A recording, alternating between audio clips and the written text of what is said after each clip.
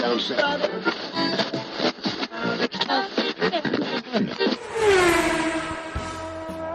listening to the Untitled Car Show in partnership with RightFootDown.com. Visit RightFootDown for your daily automotive fix. If you enjoyed today's program, please tell a friend. It's the best way to support this show. If you want to visit the archives, go to YouTube and search for Untitled Car Show. That'll bring you to the archived episodes. If you want to follow the show, just search for Untitled Car Show on Twitter, Facebook, or Instagram. You can always send an email to the show at untitledcarshow@rightfootdown.com. We're so glad you decided to spend the next hour or so with us. Without further ado, let's get into today's program. I don't quite, now I'm just having a weird brain fart here. I don't know how to really start the show since I've added the wonderful intro to it at the beginning of the year. So we're just going to kind of go with that as being the intro and go to tonight's guest. That's probably the better way to do it. See, this is organic. William, this is how we do it. Is William West Hopper. He is the creator of Queers for Cars. It is an automotive blog and about a dozen other things in the culture, lifestyle, blogging stuff. It's just a prolific writer and a fixture in the DC automotive community. William, it is an absolute pleasure to have you here this evening. Well, Ike, thank you for inviting me to join you. And it is Queer for Cars. There's not an S on that. So it's just Queer for Cars. And I'll give you a little bit of background how that started. My mother was a big antiques fan, and she loved old American wood. And she used to say she was queer for wood. And as a kid, I always was very found that kind of odd. Why would you say you're queer for wood? And it just means that, she just was mad about wood. And, I'm kind of, crazy about cars. So, and I've been crazy about cars all my life. So that sort of fit well into that role. So that's where that came from. Well, you are a consummate automotive enthusiast as far as I've kind of come to know it. You are involved with the Washington Automotive Press Association. You have the blog. You have written for some other periodicals. You have kind of all over, and I really mean, like, you look up any DC automotive related thing and it kind of comes to you're like a step or two at the furthest away from a William West Hopper article. I don't know, I forgot to ask this in the pre-roll. Do you prefer Will or William or Mr. Hopper? You can call me William, you can call me Bill, you can call me Will. Whatever, just don't call me late for dinner. That's the old line for there. So, yeah. So I appreciate you saying that. I've got a lot of things. I've been interested in cars for, the first word supposedly out of my mouth were car. So when you had asked me, where my background comes from on cars, what point in time, it's one of those things I can't tell you that there was one specific point in time. Certainly I can tell you points in times which were very key. I remember a friend of my parents got a 1964 and a half Mustang when it first came out, and I just thought that was the coolest thing in the world. And of course I didn't realize, now that we do look back on the history of that vehicle and how important it is to America, but just that was the coolest thing, because it was something new and fresh and people were excited about it. So, and then other friends of ours had these crazy Saabs, and these were the Saabs that you had to mix gasoline and oil in to run back in that. So I remember them coming up, and and everybody else in the neighborhood probably would have in the 50s and 60s. Well, it would have been in the 60s, early 60s, I suppose. Would have had the American, the Plymouths, and the Studebakers. We had a lot of friends with Studebakers, and there'd be these crazy Saabs coming up. So when it comes to cars, I just have a passion for them, and I enjoy them, and I enjoy looking at them, and I enjoy talking about them, and I enjoy hearing about them, and I enjoy the history of them. So that's there's a lot going on there, and I think that when we look at certainly the 20th century and our American history, I think we can tell a lot by the automotive world of that. There's a great point in there that you know you can kind of a place where you are in like America's success and like going from like a 90% market share to wherever it is now for American made stuff, but there's always been kind of um, the I don't know, the true enthusiast I think always kind of appreciates the kind of more weird, more obscure stuff. So when you're saying you're growing up and you're seeing like the Mustang, when the Mustang came out, that was kind of, it was very different. And now that it kind of speaks to a very basic level of automotive enthusiast.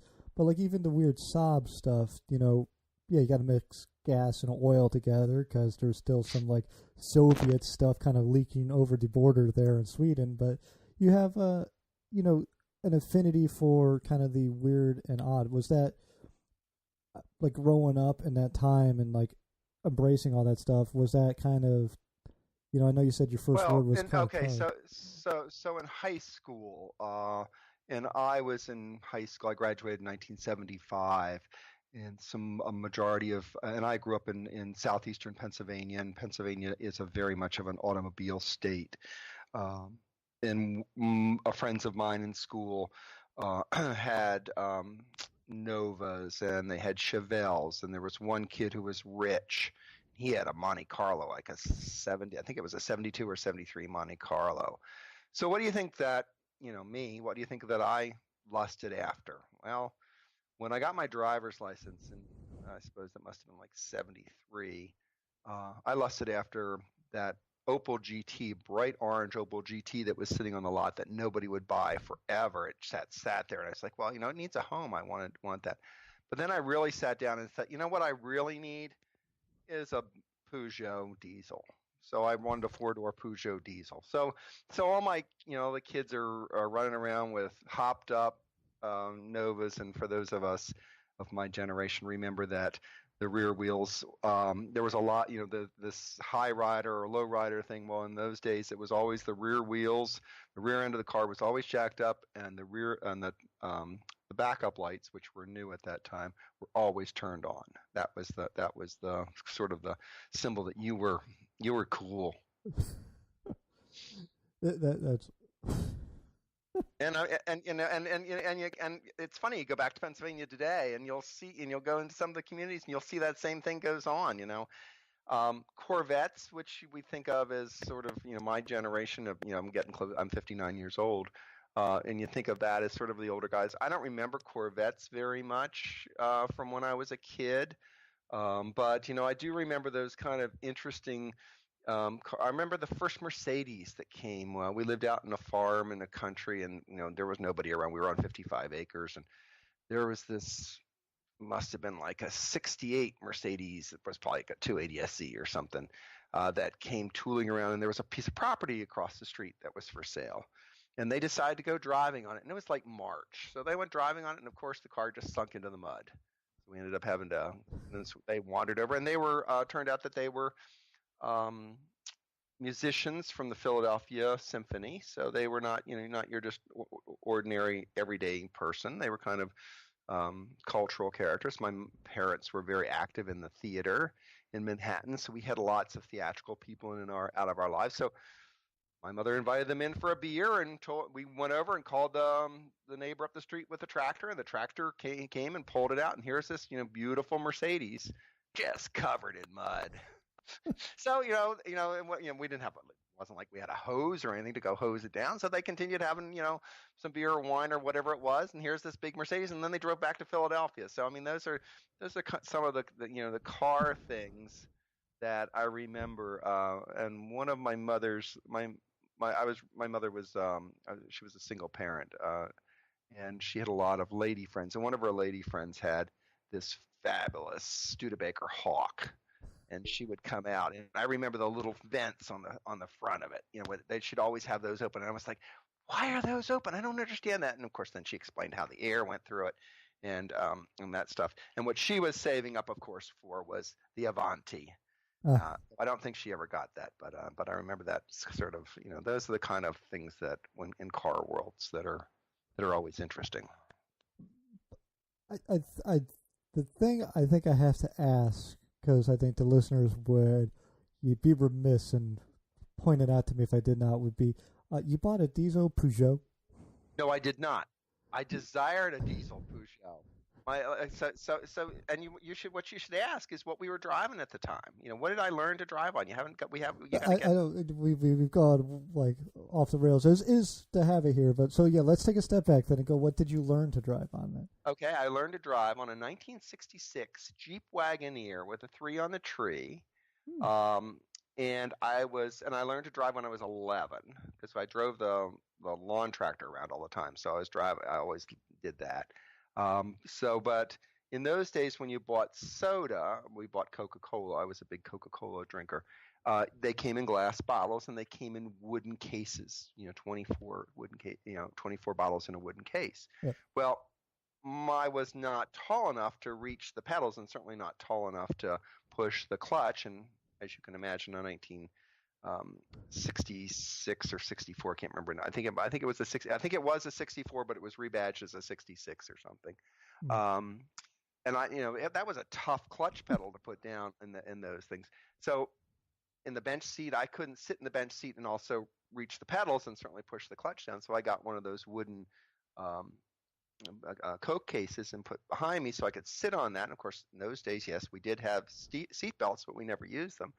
And as I said, we had 55 acres. We had a big, 20-acre field out front. So I just made a little racetrack around, and I would just, Sunday afternoon or Saturday and Sunday, I would drive around there. I would, go through almost a tank of gas driving the Jeep around that field. And so when it came time to get my driver's license, we had gotten a new Jeep. We'd gotten a 73 Jeep Commando at that time.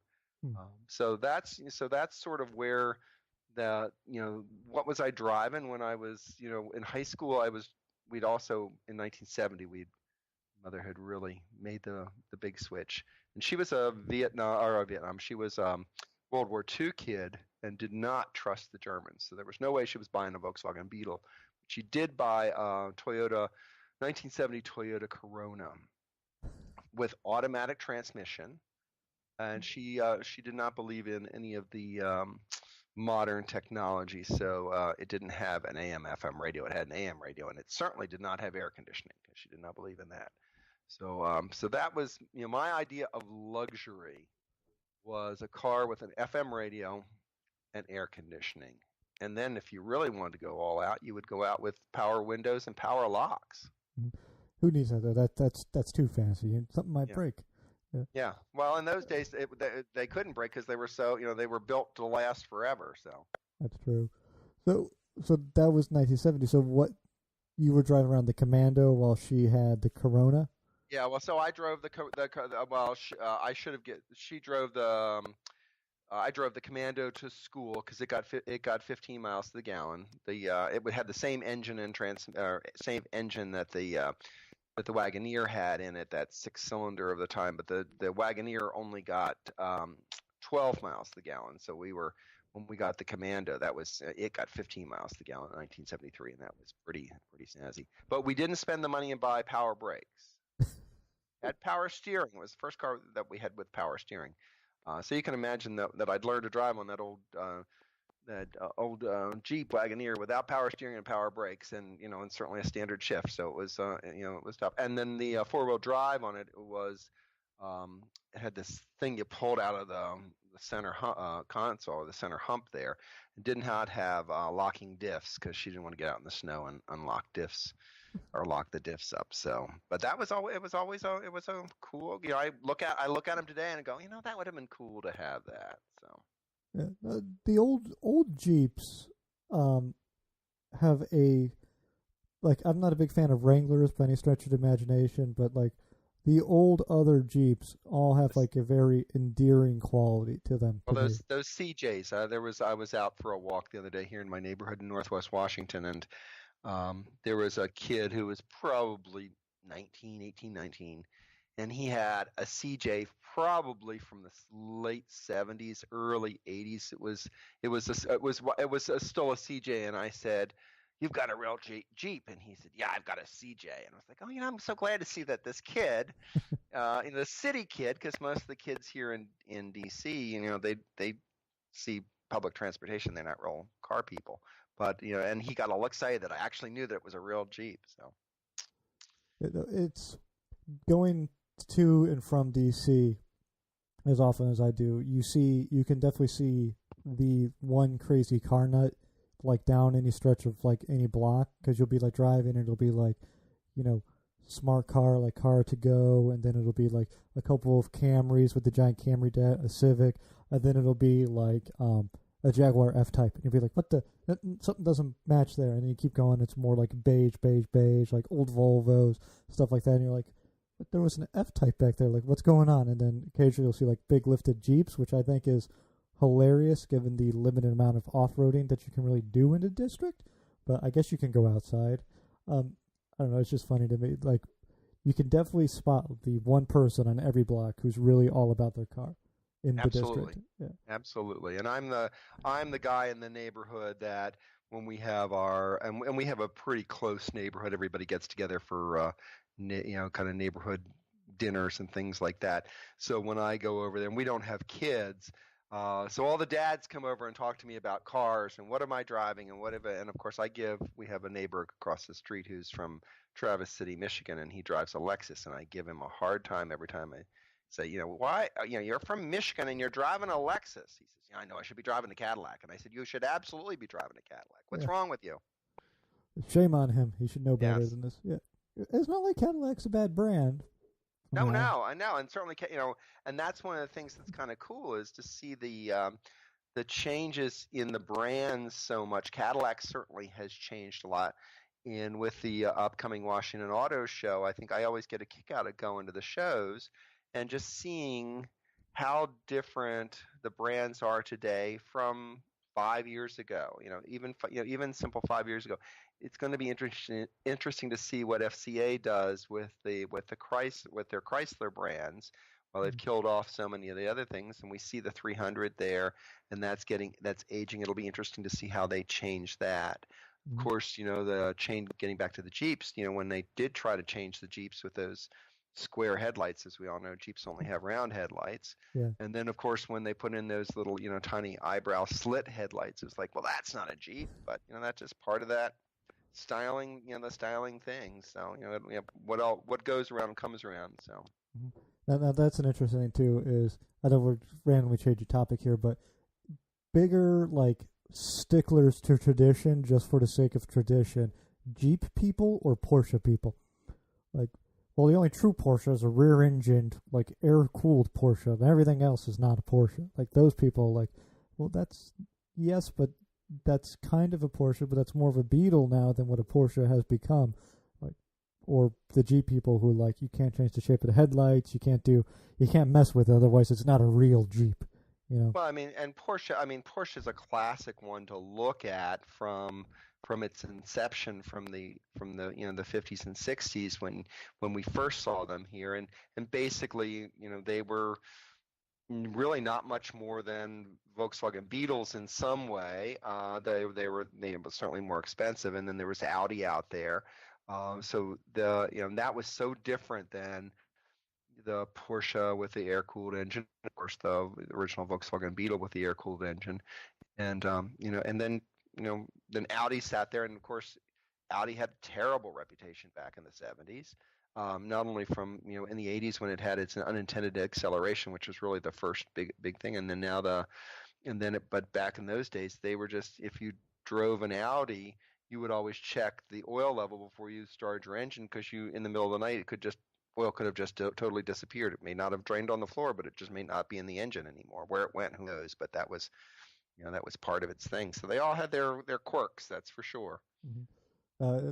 My favorite, one of my favorite sayings is like, the way like you can tell progress has happened in the automotive world is like, if you had a friend back in the 80s who said, I'm going to go buy an Audi, and you didn't tackle them to the ground, then you were a bad friend. And now if you go buy an Audi, they're one of the better German brands out there. Yeah, but back in the 80s, the Audi you wanted to buy was? A Quattro.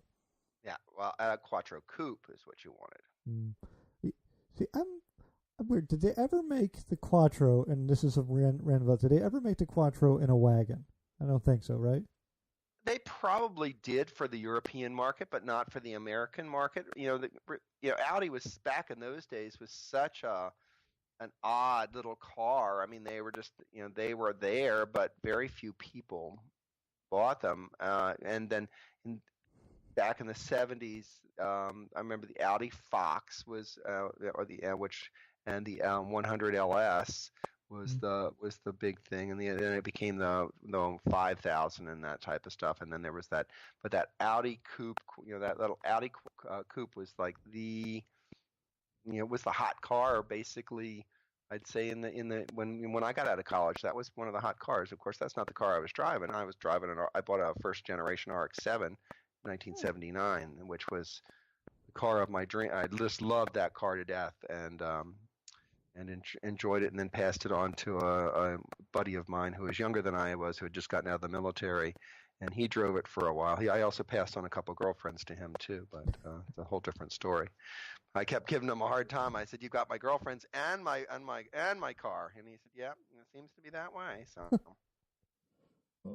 Let's kind of go with that. So you had the Jeep Commando. That was high school. Going into college, I'm imagining that kind of came with you. So when I graduated high school in 1975, we were kind of in a financial bind, and I couldn't go to college because we didn't have the money. So took 2 years off and went to work, and that was probably one of the best things in my life for me, professionally, mentally, and all that type of stuff. And there was one of the girls there. She had this car that I just thought was the coolest thing in the world, a Fiat 850 Spider.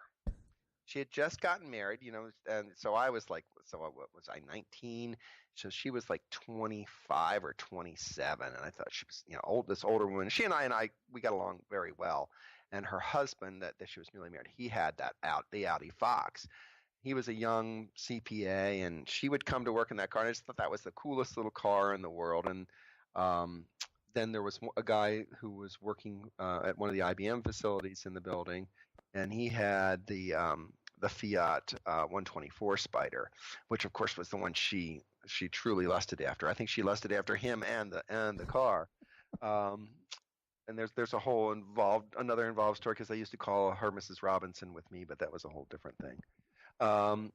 So when I went to college, I knew I was because I was going to be a commuter student, and I was going to be driving like 25, 30 miles one way, and I knew I was going to need something. So I found a Fiat 850 Spider, a 1972 bright yellow Fiat 850 Spider. It got 42 miles to the gallon. It had an 8-gallon tank. It ran premium, and it was I bought it in Chester, Pennsylvania. It had come down from Rhode Island. The brakes were all seized up and all that type of stuff. I think I paid $800 for it. I didn't even negotiate. I was like, "Oh, this is such a great car." So of course, put another $800 into it to make it run. So that was my little runabout for college for a while. And a couple of the football players used to lift it up and move it around and all that stuff, as college students would do. And then 1979, my life changed tremendously, or 1978 when my single parent passed away. Mm-hmm. And I was in a situation where I needed a vehicle that was going to be, worthwhile, that was going to last. And I had the Jeep Commando. By that time we had bought our first Mazda RX-3 wagon in '74.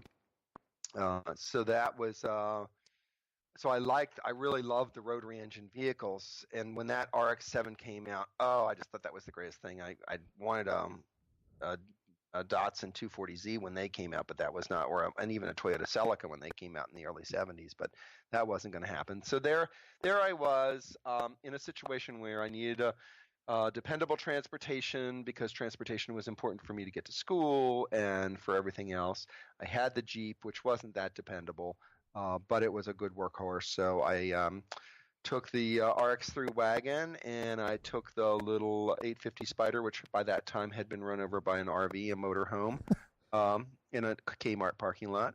and turned those into with a few extra bucks, turned that into an RX-7, which I just drove until 1984 when I got a Saab 900 Turbo. When I was in my corporate after got out of school and went in, became a corporate guy and had to do the corporate thing. So that was what it was in those days. So It's, I mean, that little tale there of going from a Jeep and an Alpha to a RX-7 to a Saab 900. That's kind of you. It, I don't know if you're familiar with the Jalopnik, like opposite lock. That's kind of like the holy trinity of like, you had a rotary wagon, which is just crazy to me. You know, I forget that they made those. You know, the little RX-3 wagon. That's awesome. And that RX-3 wagon was a great car. I mean, Yeah. it didn't get great gas mileage or anything, but it had power, it had space. It was sort of kind of a tan color, so or a kind of I suppose maybe a bronze color. So whenever it was dirty, you never noticed it was dirty. It held everything. I mean, it was an automatic. It would have been a lot more fun if it had been a stick. But it was a fun little car to drive, and of course the rotary engine, the weight distribution in those cars, they were fun on country roads, and I lived in the country, so country roads were what it was all about. So, but I kind of see, even if you weren't like born into this love of cars, like you just happened to pick like this fantastic trinity of like truly driver's cars, with maybe the exception of the Jeep. But the Jeep is a very fundamental off-road vehicle, so you have that aspect of it too. So, Well, the good thing about the Jeep was, the Jeep was a totally utilitarian vehicle, and specifically for bad weather. Because in where we were living in Pennsylvania, in January and February and into March, some major snows would happen, and you'd need to get through. So really, the Jeep is what taught me how to drive off road and how to drive in snow. So even though it's sort of not a driver's car, in a way it is a driver's car because it was a inclement weather driver's car. So it's a the thought I had when it came across like is it's a fundamentally honest car. It doesn't lie to you, and that's kind of the interesting thing. All the cars you have owned up to this point are very much, they're a car that kind of personifies one aspect of like car culture. You have the very utilitarian Jeep. You have the Alpha, which is put down to top, and you can kind of have fun with it. An RX-3 wagon is kind of a weird little fun thing, but the RX-7 is very much, this is a sports car with a weird engine. And then the Saab 900 is that's just a car for interesting people who like to go fast.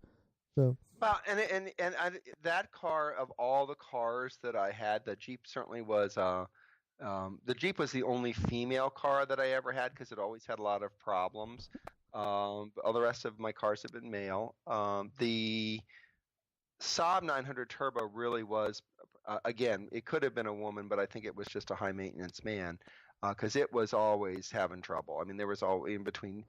It had those great Pirelli tires in it, but it would go through tires because they were performance tires, so it would go through those pretty quickly.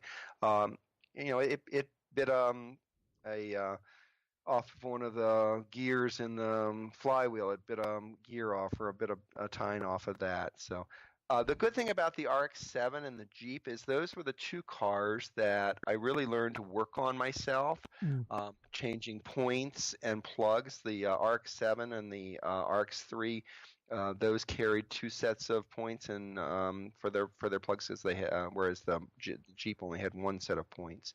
So changing oil. So I really got to kind of do some of my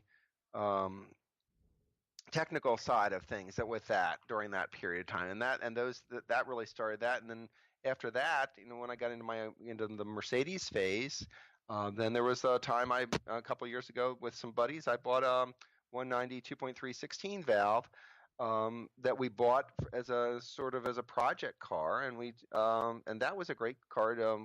It ran when we got it, not well, but the suspension was crap. It was gone. So we just basically tore all the suspension out, tore the SLS self-leveling suspension out of it, and took the brakes out off of it and rebuilt the whole thing from the up. And two of the guys still own that car that I bought it with. So that was again, that was another opportunity to learn how to get my hands dirty and to tweak some things. Mm-hmm. And this was after your adventures in corporate America. Well, obviously the 190 days, yes. but so my corporate America adventures stopped in 1988, and then I went into work for myself at that. And in 1988, so I was working for IBM at the time, wearing the white suit, the white shirt and the tie every day, and driving the Saab. And I had an opportunity to do they had an early retirement at that time, and I was in my late 20s, so I said I could do early retirement with a nice big, because they gave a good nice package out at that point in time. So I wanted to go off and work with my hands, which I have been. I grew up as I said, in a farm. We grew up in an old house, so I was always been a carpenter and sort of hands-on kind of guy. So I went into historic preservation work and doing stuff. So I bought what did I buy? A Mazda pickup, a B2000 Mazda pickup truck. Unfortunately, it wasn't a rotary engine one. It was a little 4-cylinder engine, but God, wouldn't it have been nice to have that little rotary engine pickup? Yes. But I love that little 5-speed, little 2-liter engine. There was again nothing. It had nothing on it. It had 5 speeds. I put an AM/FM radio in it. It didn't have an air conditioner or anything in it. And I put one of those sliding back windows on it. So there was, it was a pretty cool little car. So a cool little truck, and it carried everything until a piece of, I was parked on a DC street, and one of the pieces of road construction equipment was being loaded on a truck on a Friday afternoon. I think they'd had a few beers. Well, it didn't load quite right in the road construction. One of those big asphalt eating things landed on it, and it was the bigger of the vehicles, and it saved a BMW and a couple of Camry and a couple of other cars. But it it hit it right in the firewall and just split the firewall right down the center. Oh, so that sucks. And that was, of course, that was on Friday, and I had the Saturday before, I just put new Yokohama tires on it. So that's how it always happens. Yeah. That's why I refuse to do anything nice to any of my cars, because I know, like, the moment I do something, something bad's going to happen. So, let's kind of take it a step back. So you're working IBM. You go. I worked for yourself. IBM, worked for myself, doing a variety of different things. And as I said, I've always been into cars. So I was in, I was in the RX-7 club. I was in the Saab club. And so, because I always did those kind of things. And back in the RX-7 days, I would write for their for Rotary Rocket. So when I was in college. So that was part of sort of early days of my journalistic career. Though I don't know if I can call it a career or not, let's just call it adventures. And then, so I kind of when I was in corporate America, I put the car side of me away. I had settled into a relationship with someone who wasn't a car person. I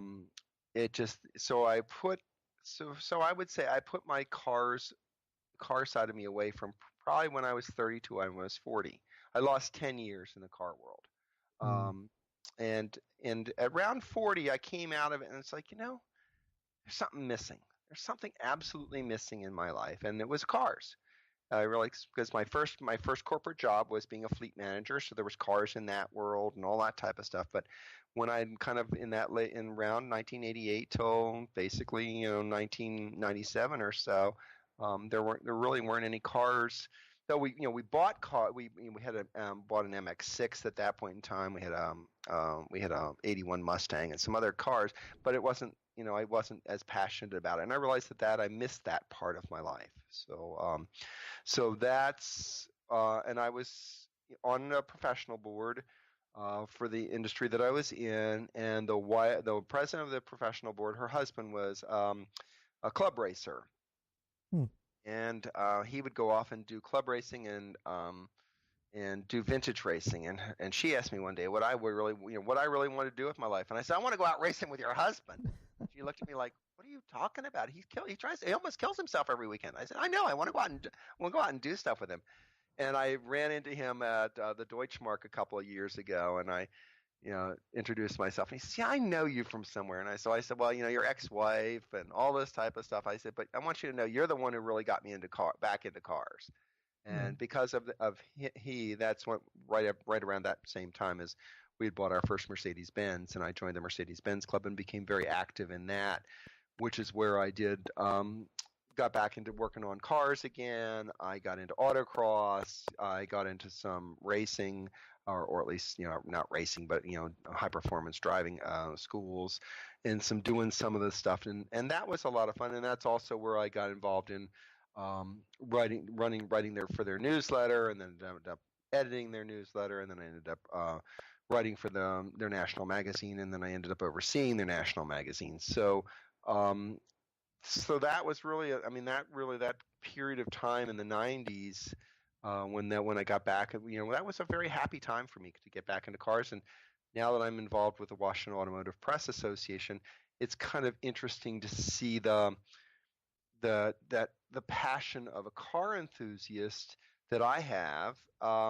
But there's a whole different world out there, and that's the world of the business. And that's one of the things that I think I was probably most shocked by after starting to go to the media days for the New York Auto Show and Detroit Auto Show, and certainly for the DC Auto Show, is it's not the enthusiasts that are there, it's the people that do the business of the car world. And the business of the car world is very, very big. So Mm-hmm. Well, you have probably $1 trillion industry at this point all over, and the the weird, it's kind of a weird thought that you have where really if you distill down automotive culture to just the enthusiast, you're going to have like a completely different list of wants and needs than that like broader public. But then what does the business people want out of it? And, what's the automotive like manufacturer side? And then there's aftermarket people. And like when you start pushing it out, you see all these different, hands in the pot from just that like core enthusiast bit. And well, and there's just so much from the commercial side of it. There's just so many different aspects. I was talking with someone today, as a matter of fact. I started working on a new project today, and working with a guy that does broadband for office buildings, and he's a car enthusiast, and he said, he wanted to talk about cars and that type of stuff. And I said, really, what you should, from your broadband stuff that you're selling, I said, are you selling to car dealerships? And he looked at me like, why would I do that? And I said, well, first of all, you're providing this high speed, very high quality technical internet service. Who needs it the most? What businesses really need it the most? And you're selling to office buildings in downtown DC, but go to any car dealership. They're between the buying and selling at the front of the house, where they're doing the business transactions, is one side of it, to the back of the house, where the service departments are, running up, the service histories on cars. They're running all the things, bringing down all the latest software and all that type of stuff. So it was just kind of an interesting thing, and he hadn't even thought about it from the business side where he was. So I think that where we are as you and I are as auto enthusiasts, I don't think that we realize how important the automotive business is to the interaction, certainly, and this is something that is a big deal today from politically and everybody. But the big part of the business of our day-to-day lives, of the economy, is based in automotive. Yeah. No, it's you don't realize between transportation, cost, repair, like how many jobs and people's livelihood is kind of dependent on the car in one way or the other. Where, I mean, really transportation is the key to any real first world nation. If you really want to get down to it, that's kind of what helps us. Interconnectivity and communication and all that is kind of what really matters. And, the thing that facilitates that in this country, for better or worse, is not, public transit. It tends to be personal vehicles or maybe a semi-tractor trailer. So, but it's still one guy in a truck, driving around listening to God knows what on the AM radio. But, it's also... Well, hopefully that guy can get a podcast and listen to the Untitled Car Show. Well, that's what we aim for. There you go. I'm not sure if they're our target audience, so I'm not 100% on it. I don't know. It's interesting. If you are a long-haul trucker, why don't you send me an email at untitledcarshow@rightfootdown.com. So, yeah, let's kind of get into then kind of what you're up to now. So we have, well, what's the vehicle? What are you getting into every day right now? Well, I am getting into a couple of ancient vehicles. I have a 2002 Chevrolet Astro cargo van. This is my third van. And anybody who has, once you've had a pickup truck, you always think you need a pickup truck, and it's true. Pickup trucks are wonderful, but once you've had a van, it's great because a van you can carry everything in, and you don't have to worry about stuff getting wet. You don't Mm. have to worry about. I remember when I worked at IBM, one of my buddies had a pickup truck, and we went out to lunch, and somebody threw a bunch of chicken wings and chicken bones in the back of his pickup truck, and he was just beside himself. And I was like, well, if you had a van, they couldn't throw it in the back there. So, so that was kind of an interesting side of the thing. And I also I have we're still a Mercedes family. I have a 98 first generation 163 W163 Mercedes ML, the first real American made Mercedes Benz. Well, actually not the first, but the first modern American made Mercedes Benz. And then we have a 2011 C300 4MATIC, Mercedes-Benz 4MATIC. But getting back to the ML, took that a few years ago out to the Rockies for a Mercedes-Benz Club off-road event where we were out in Ouray, Colorado, which is deep, deep in the Rockies south of Aspen, and just drove on the Forest Service roads for about 5 days. And that was just a total blast. And that car just, I mean, all the luxury of a Mercedes-Benz, even though that early generation isn't as luxurious as they are today, but just took it, the 4MATIC just grabbed over and climbed up over the rocks, and then we talked a little bit earlier about my Jeep background, and a lot of that Jeep driving background helped me understand how to drive when we went off road. So that's what's in the fleet right now. I'm kind of deciding what's going to happen. Both the ML and the van are getting a little old, so what's going to be the next one, and that's sort of my question right now. So I'm you have piqued my curiosity on this Mercedes meet, like in the Rockies. When I picture people doing the overland stuff, and I picture like people in it tends to be, I'm thinking of like modified Jeeps and like lifted suspension and like maybe the occasional like pickup truck that's been turned into like a 4Runner or something. And I picture like when they stop for the evening, they don't even bother setting up tents. They just drink so much beer and pass out. But a Mercedes off-road meet, I'm picturing like picnic tables and wine, and maybe that's not quite right. Okay. Well, okay. Well, so let's put this. I'll give you the image here. Ralph Lauren estate with his collection of cars was one of the stops, but that wasn't for us in the four-wheel drive vehicles. That was for the people who drove their SLs. So you can imagine, and if you've been out on the $1 Million Highway in the Rocky Mountains, and just the vistas are just gorgeous out there, off on the paved roads. Well, the vistas on the unpaved roads are even better. The only problem is the vistas on the unpaved roads, if you opened up your door and spit, it would, the spit would go down maybe a mile or something because there's no guardrail. Real men don't have guardrails, I think is the line. So we would drive out there. There was a hotel that we stayed in that we would go back to each night. Yes, there was a lot of alcohol involved in that, which I would not think that was the way a car event should go. But I certainly didn't turn down a good bottle of wine or a glass of good scotch. Unfortunately, part of the event, they didn't believe in the good stuff. They just had cheap stuff. Oh. So I didn't drink that.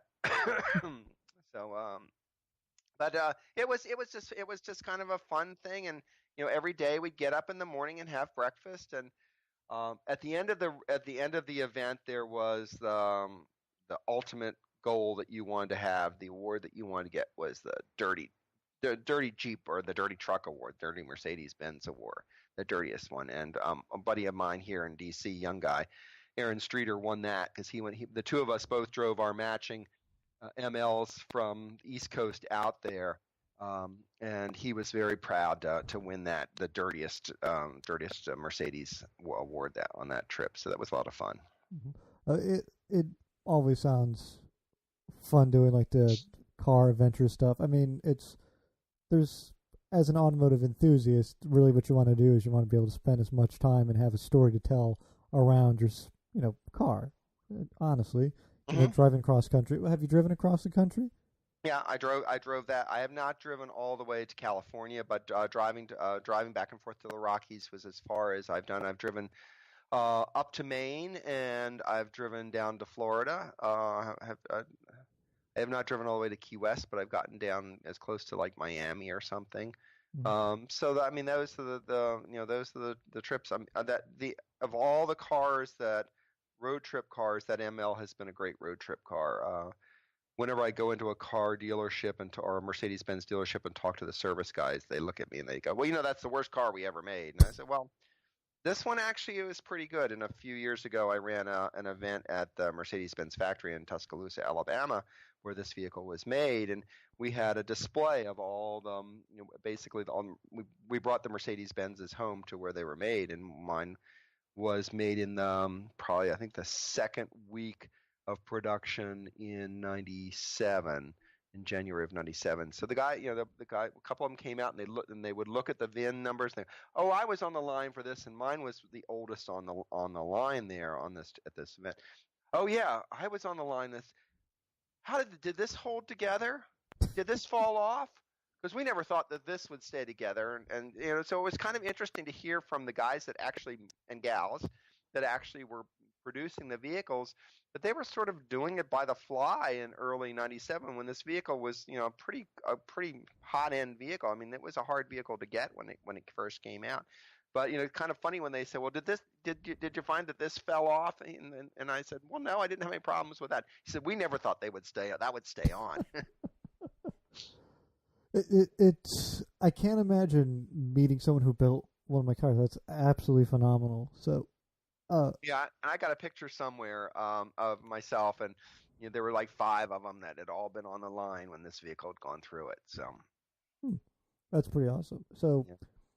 Kind of getting back to today, then. So, that's what you're driving today. So, the publications you're working for, and we'll start with the big one. Queer. Queer for Cars. Queer for Cars. I want to throw the S in there. I'm like, No, don't do it. No way. It's not queers. I mean, there may be, it depends on, if you want to be derogatory, I'm sure that there are people out there that are queers wandering around, but this is just Queer for Cars. So now that started off was another friend of mine, an LGBTQ friend of mine. We were down at Amelia Island a couple of years ago, and we were just kind of chatting about stuff and saying that we'd like to do a blog on things, and we wanted it from a gay perspective. And at that point in time, I didn't realize how pervasive, how many gay people are in the automotive journalism world. And I thought, well, this is it'll just be a couple of us. There can't be that many of them. Well, that's certainly not true.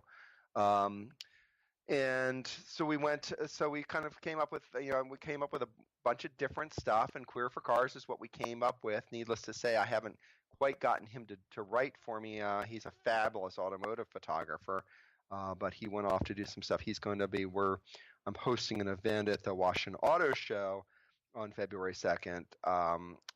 It's an LGBTQ family night at the Washington Auto Show to encourage LGBTQ people, family members, and people all from who are not just car enthusiasts to come to the auto show to realize that in this time of era when people are feeling that they might have to go back in the closet, that there's that there is a supportive community out there, and in the automotive world there certainly is. Certainly we all think of Subaru as a cliche vehicle for it, but it's not just Subaru. Mazda, Subaru, Fiat, Audi have all, Toyota and Lexus have all stepped up and said, yes, we want to be there. We want to support this community and do things with that. So we're looking forward to doing that event. And that's an opportunity where we're going to get some of our local LGBTQ auto journalists out to give tours of the show and talk about it. speaking of tours of the show, that's one of the things that I'm going to be doing. I've been asked along with about 4 other journalists in the Washington D.C. area to do VIP tours at the show. So next weekend, on opening weekend of the show, I'm going to be giving tours of the show. So that's going to be kind of fun to go around the show and talk about what goes on and kind of give some background on it. I was also asked to, and this was I thought was pretty impressive, to give the head of the Washington Automotive New Automobile Dealers Association and their staff, myself and Les Jackson, who's the current president of the Washington Automotive Press Association, to walk the staff from Winata around the auto show to explain what's on the floor, what's the technology out there, what's new, what's exciting, because they're going to have to do some private high-end tours and they want to know what's going on. So there's lots of cool stuff going on right now, and I'm really excited to be a part of everything. Just got back from Detroit, where I was sort of a little disappointed to see that there was a lot of hype about not a whole lot, which I was surprised at in Detroit. And I think that's just, we're just at this point in time where we're sort of waiting for things. Autonomous cars really haven't hit out there, but certainly there's a lot of stuff. A lot of technology is coming forth, but certainly not a lot. We don't bring out new cars every season anymore like we did back in the '60s. So no, it's I think the unfortunate fact is a lot of the automotive news gets leaked right before the event, which kind of spoils it. Last year at the New York Auto Show, a great example of the hardtop Miata that was coming out. It's like, right. Well, we knew about that a week beforehand, and then they have this big unveiling at the auto show. It's like, we all knew that was coming. You really haven't done anything surprising. Well, even if you've heard about it a week before, it's still cool to see it. I mean, really, the Kia Stinger was really the only new thing.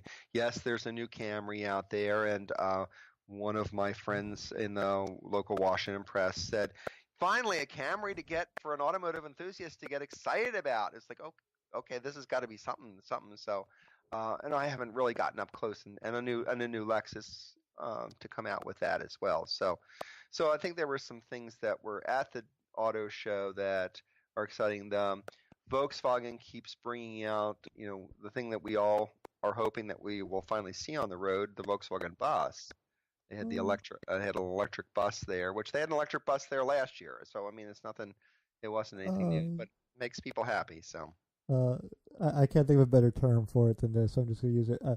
That Volkswagen bus is the biggest cock tease in the industry. They dangle it in front of us oh, by the way, we had an emission scandal. Look, electric Volkswagen bus. Ooh, give it to us. No, you got to be good. So let's talk about the Volkswagen bus a little bit. In 1972, one of my high school buddies, his parents were very progressive. They had a 70 Volvo station wagon, of course, red, and they had a 72 Volkswagen bus. And they had 2 kids, and they that was the kind of thing. So I got my driver's license and my buddy got his driver's license. We would drive to the Jersey Shore in the bus. And the bus, sometimes the gear shift, you'd shift and the gears wouldn't work, so you'd have to get underneath it and do it. And his sister, when she learned to drive and she drove in their field, she turned it over a couple of times, and they would just push it and roll it back up. But excuse me, it wasn't a vehicle that had a lot, certainly not a lot of horsepower or torque or anything else. But it wasn't exactly the most comfortable vehicle in the world. But it was, you can see why hippies liked it. It was just sort of a cool thing. And I don't know that a Volkswagen, I suppose the last Volkswagen bus we saw was from Volkswagen. The van was that van that they made with Chrysler. So yeah, but that was no Volkswagen bus. I'm sorry. No, that was a Dodge Grand Caravan that just kind of had a Volkswagen badge just stapled to it. What they could have done was they could have popped the roof up a little bit and put those little eye light windows in the roof, and that would have been sort of maybe cool, but probably wouldn't have fit. So no, those somehow were less reliable than an actual Grand Caravan, which is remarkable to me. So I don't know, but I mean, I get it. I get why a bus might be kind of cool now, because they were fun, kitschy cars back in the day, and they were big and they were, you could go camping in them, but I don't know with the safety regulations if you'd really be able to make one in the spirit of what once was, and I don't think families would pick it up either, because every single person who has a kid, my wife included, when I bring up the fact that you should just get a minivan because it's the most practical thing to haul around your kids, they go, no, because minivans are for frumpy parents, and I need to get myself an SUV. Like, Well, so let's talk about minivans. First of all, want to talk about the Sprinter, actually what is it? It's the Mercedes-Benz. Like, it's not the Sprinter, the smaller one. I can't think of the name of it. The one I'm thinking of is the Marco Polo, because I got to go out to Colorado. I think it was last year with Mercedes-Benz on a press tour, and I was able to sleep in the Marco Polos, and this was a German market diesel 6 speed. I think it was. It was basically you know, Mercedes-Benz van, and it was just, and it was had the pop top just like the old Volkswagens did. And when it came time to check into the resort or the ranch where we were staying, there was fancy hotel rooms which they were giving to all the top level journalists, and they looked at me and they said, "Would you mind staying? Would it be okay if you stayed in the Marco Polo in one of the vans?" I said, "Absolutely. I'm out in the it's June, the weather's beautiful. I'm in Colorado. Of course, I'm going to stay in a Marco Polo. Can I drive it?" "Well, you can't drive it." I was like, I wonder if I could possibly in the middle of the night take it out. But it was, I mean, it was a cool, it was a very cool little thing, and I hadn't really ever RV'd in my life before, but it made me think about to do it yeah. to do it. It's in their little in their newest what is the Mercedes? It's a not a Matrix van. I can't remember what their current little name for their little van Yeah, is, but I know the big one was the Sprinter for a while, it's the and Sprinter. The big one is the Sprinter. I'm just trying to think.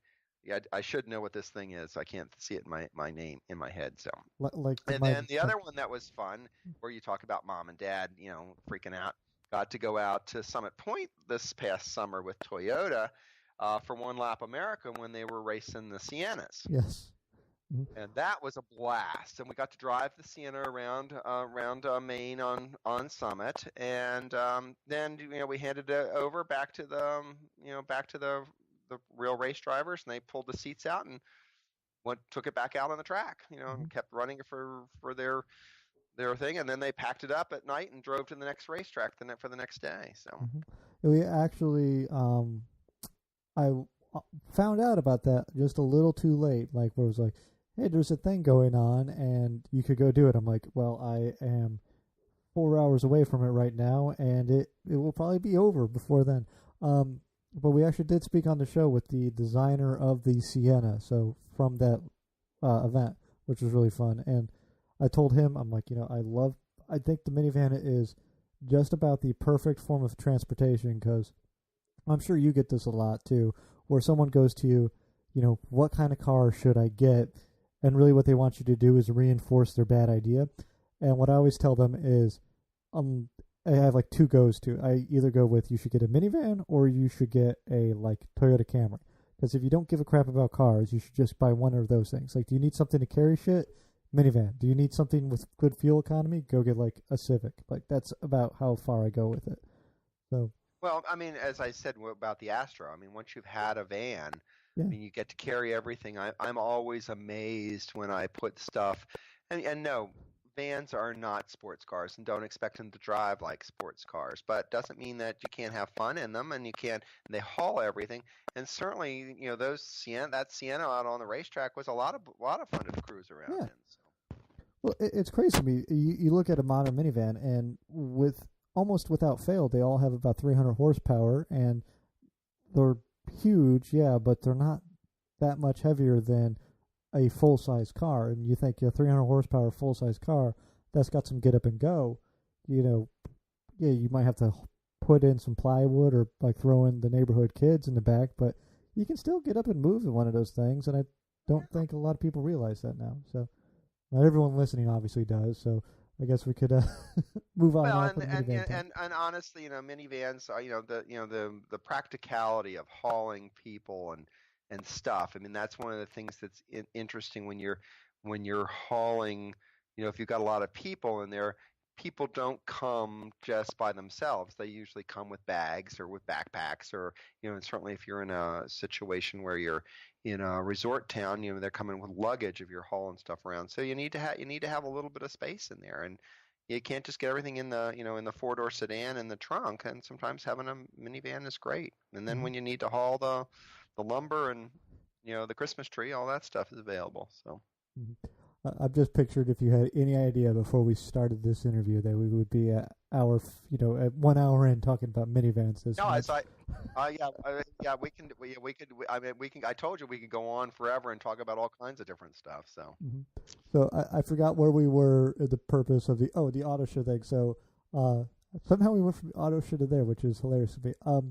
So last year I went to the auto show, the DC Auto Show.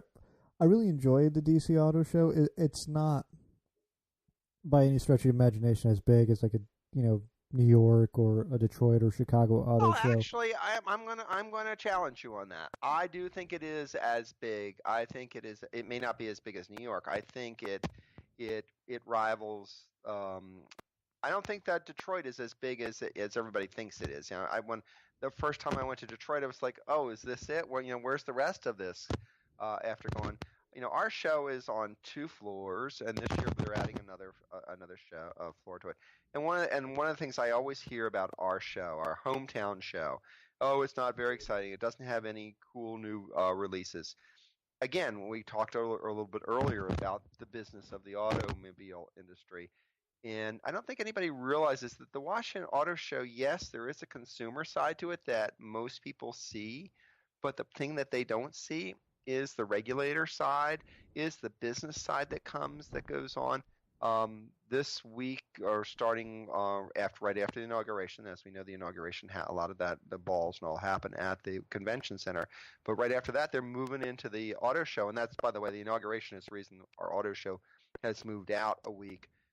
It's because they couldn't get both of them. They couldn't do both of them at the same time.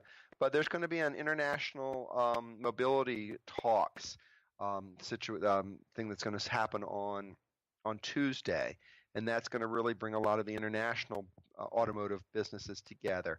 And then on Wednesday they have their time at Capitol Hill, where they really talk with congressmen and the senators about what's going on in the industry. Whether it's not just fuel economy. A lot of it now is what's the bandwidth and the radio signals that the cars can talk on, and all these other technology things, and safety and all that stuff happens at our DC show. And I don't think anybody realizes that happens behind the scenes. And that we go and say, oh, isn't that a pretty car? Aren't those pretty new colors? And look at all those buttons and guzz. But in reality, a lot of that wouldn't happen at any auto show if our auto show didn't happen. So there's a lot goes on. So when you think about the DC Auto Show, don't just think it's just a consumer, though it's a great consumer event, because where else can you take the family to and and have a night out for not a whole lot of money and get to see all the latest characters and all the pretty cars, and mom can sit and relax, and dad can go off and do stuff, and the kids can run around with all the cartoon characters. So I think my stomach just tried to make an appearance on the show. I'm not sure if anyone else heard that. I thought it was a race. I thought it was the race cars going down the road behind you. Mm-hmm. There's some noise happening down here. I don't know what's going on. I think it's a race car. Well, Mike Pence lives in my neighborhood, and there was a big protest in the neighborhood tonight, and I just saw one of the cop cars go by our alley. So. When I said not as big, what I like to do is I like to throw something out and then kind of make a point about that. And I kind of when I say not as big, I mean the way people kind of look at it, like you said, was it's not no big announcements or anything that really from the general enthusiast side you see. But when I was there last year on the press day, going through and kind of listening to some of the speakers, there wasn't the typical like talk at a lot of the other shows is like Volvo will come out and they'll make an announcement about like here's the synergy of like design meeting interior compromise and blah blah blah. But then you listen to the talks at the auto show, and it is a lot more.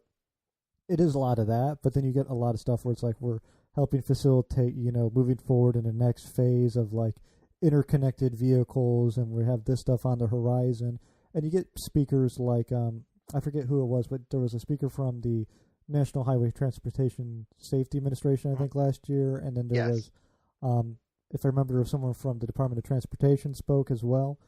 And when you really look at what really matters to an enthusiast is because a lot of us like our older cars, and yeah, we like looking at the new fancy shiny stuff, but when you get the chance to hear from the people in charge about what's going on in the interstate and how cars are going to have to communicate to each other, and is this something that's going to be retroactive towards past cars? And there's a nice kind of like I said, the consumer side is fun too.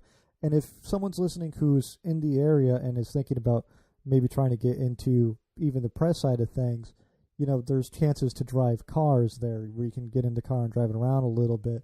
Where not a lot of auto shows I've been to, is that really as accessible as it is at the DC Auto Show. Well, so, I think that those little ride and drive programs are becoming more and more popular. You see certainly the Jeep. We won't have the big Jeep event like we had in the past, but that Jeep event is big in at the New York show. It's certainly not at the Detroit show. It's so darn cold. They should be doing ice trucking at the at the Detroit show. But they, I think Kia and Toyota and a couple of others have those opportunities to drive. And you had mentioned about getting into the press world about stuff, and that's usually, that's one of the things. That's a great place to go in and and drive a car, and then just sit down and make your comments on think about what is it that moved you in that vehicle? What is it that you saw? It's all people talk about how do we get into the press world of things. And it's really it's trying to get. Yes, you can talk about horsepower. You can if you look at the articles in any of the enthusiast magazines, they sort of talk about all the same technical stuff. Find out what that niche is where you want to be, and of course today the way to put it out is certainly through the digital world. But I'm getting ready to write a review on a 23,000 mile 1-year-old Nissan Sentra that I drove to Detroit. Because that was no, it wasn't a press car, but it was an interesting. I think it's always interesting here's a car that's been beat to crap in an Avis rental fleet. Thing was coming out. I think I averaged 28, 29 miles to the gallon. Just so you know, if you drive over 90 miles an hour, not that I did or anything, mileage dropped considerably.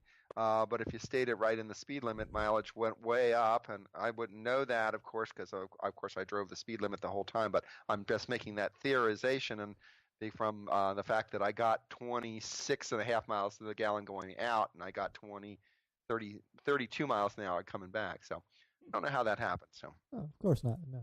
But those are the kind of things that you got to get out there, and everybody thinks that being an auto journalist, you got to go out and drive the latest and greatest cars, and the car companies are being very funny about who they give cars to. They're not going to just give cars to just anybody. From the Washington Auto Press Association, we see people that are that go on a Sunday afternoon and take photos of cars at car dealerships and put them in, and is that a way to start? Sure, it's a way to start. It's not going to get you in the door right away, but you got to start somewhere, and you got to find that niche that works for you. So that would be my advice to anyone. Oh yeah, no, great advice. So,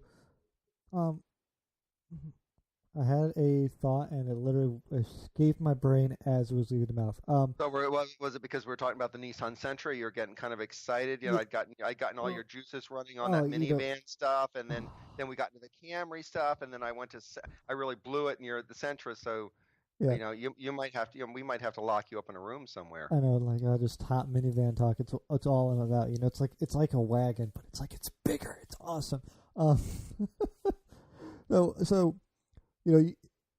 Being in the industry, being, having a couple of your own blogs, periodicals, you being in the Auto Press Association, You've been fairly active with the Washington Auto Press Association over kind of the last, as far as I've been in it, like the last 3 years, as I'm aware.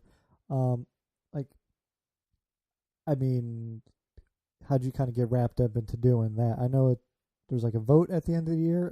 I read the emails, I swear. Okay, well, so here's how it is. A couple of my buddies, Alvin Jones and Brian Armstead, who I've known for quite a number of years, and we kind of chat about car stuff that we really they were Brian was involved in the Mercedes-Benz Club with me and some other stuff, and we would come across and they would see that what I was doing, either with the Star magazine at the time or with the Mercedes-Benz Club or some of the other things, and they said, "We know you really should come over and join the Washington Auto Press." And both of them are past presidents. And hats off to anybody who's been a past president of any professional association or any volunteer association. It's a lot of work. Um, so they said, join. So one time I saw something and I said, well, I'll go down.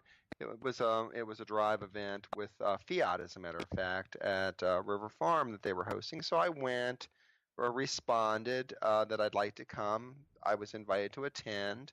So I attended, and so the first person, so at that point in time, I was looking for a job.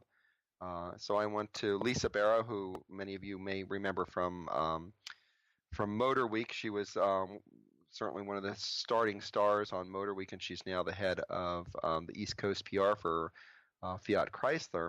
And so she was there. So the first thing I did was introduce myself to her and said, "Lisa, I remember you from television. You're great. Do you have a job for me?" And she kind of looked at me like, "Oh, who the hell is this crazy guy?" So we kind of chatted, and then I chatted with some other folks there at that event, and got interested in the organization and joined the organization not long after that, and then just became active in it. And one of the things that I have always found in any professional organization or any organization, if you're going to join it, you might as well just go a whole hog and get involved and offer to do stuff. Whether it be sit at a check-in desk to sign people in and welcome them, to talk to people. And if you know me, I'll talk to pretty much anybody, and especially if I see somebody at an event and I don't see them talking to anybody, I'll go over and start talking to them. Got to meet Mike Paris from WTOP. He was like the first guy that I chatted with.